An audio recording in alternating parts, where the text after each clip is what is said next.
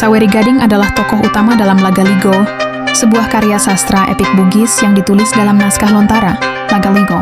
Bukan kitab suci dan bukan pula catatan sejarah faktual seperti kronik kerajaan, melainkan sastra mitologis yang digunakan oleh masyarakat Bugis kuno untuk menjelaskan asal-usul budaya, adat, dan tatanan sosial mereka sebelum datangnya Islam.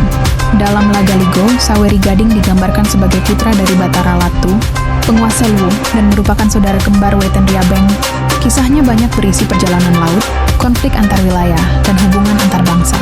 Gambaran ini mencerminkan kenyataan sejarah bahwa orang Bugis sejak masa awal dikenal sebagai pelaut dan perantau ulung, bukan sebagai gambaran literal manusia setengah dewa.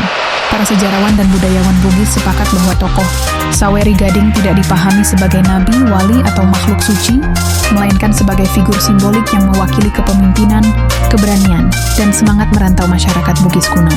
Oleh karena itu, kisahnya diposisikan sebagai warisan sastra dan budaya.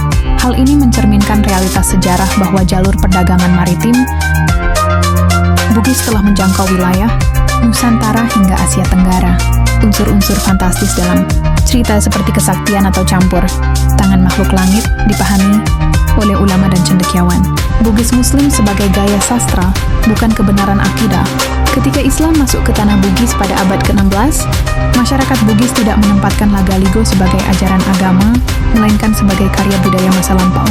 Nilai-nilai yang bertentangan dengan tauhid ditinggalkan, sementara nilai moral seperti keberanian, kejujuran, dan tanggung jawab diselaraskan dengan Islam. Dalam konteks Islam, penting ditegaskan bahwa tidak ada manusia setengah dewa, tidak ada keturunan langit, dan tidak ada makhluk yang memiliki kekuasaan ilahi selain Allah. Maka, kisah Saweri Gading dipahami sebagaimana umat Islam memahami mitologi Yunani atau cerita rakyat Nusantara, sebagai cerita budaya, bukan kebenaran iman.